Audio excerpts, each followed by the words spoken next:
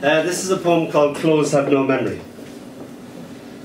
Your most prized dress must confess that it cannot remember the swell of your breast, the rise and fall of your breeding. Clothes have no memory.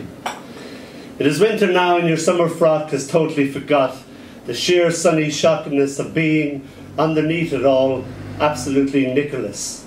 Kisses like butterflies alighting high, high, on your inner thigh, thigh. Don't even go there. Clothes have no memory.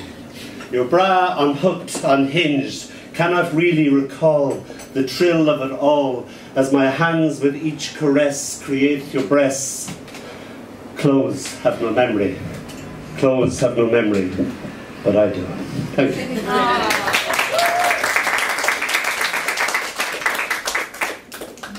When we first met, she said that she would introduce me to her family, her extended family.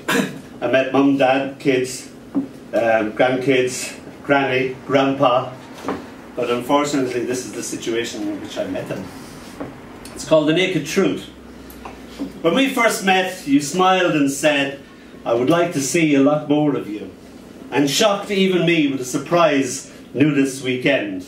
C'est la vie. So this was love in the raw. I saw you were some kind of wonderful. You saw what you had wanted to see. But you didn't have to resort to this. I was naked from the very first kiss. This is called Passing Strange. It's Othello. When Desdemona falls for all his stories and she says that's what attracted her to him. And he told her things that were strange, passing strange, and even more strange than that. The passing strange of the poem is the fact that we were having a row. And we're having a row by the fact that I call her love all the time. If you're Irish, you grew up saying love all the time. Make us a cup of tea, love, my mother will say. And I'll say, yeah, love. How much is that? 2 and 6pence, love. Okay, love. Sorry, love. Open the door for somebody to say, here you go, love, love, love, love, love. Oh, it's like spice. You say that here, you get a slap in the face. So Rose suddenly didn't like this. She used to always like it, and one day she decided that she didn't like it. So it's called Passing Strange. Rose arose and having risen was angry. You never call me by my name, only love and darling. A rose by any other name would smell as sweet.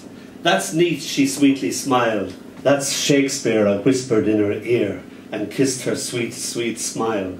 Each reflected in the other's eye. Oh, quote me that kiss again, she sighed. How I do love thee, I cried. Let me count the kisses, she replied. My lovely, darling Rose. And I came home one day and both her and the cat were asleep. And all during my break, the cat and her remained asleep, and I left and I went back. So this is called Feline Friends. Curled up on the couch with a curled up kitten, cradled in your crotch. Both of you totally out of this world. One sweetly snoring, the other peacefully purring. I smile at such a lovely double take, tiptoe around the flat, afraid that you should wake. I kiss both your noses, and you both shift and sniff, adopt new synchronized poses. I can only love and sit and watch as one of you makes a move that the other will match. I take a Polaroid as I am leaving, place it between your toes where, on awakening, it will be seen to show you how very beautiful you've been. And this is called Big Sister. It's for my big sister Julie. It's called Big Sister. You are older than me. Now I am older than you can ever be. Forever 18 and forever dead. I felt so guilty when I passed that age, wishing I could exchange some of the life I had so that you could experience the life you never knew. I used to talk to your grave as if it were you, always beginning, hiya kid. Now I find you everywhere instead. The sunlight on the garden smiles like you did.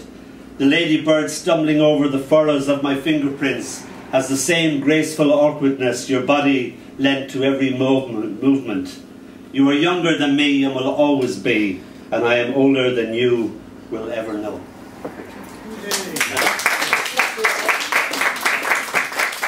Thank you so much, Donald L. Brown.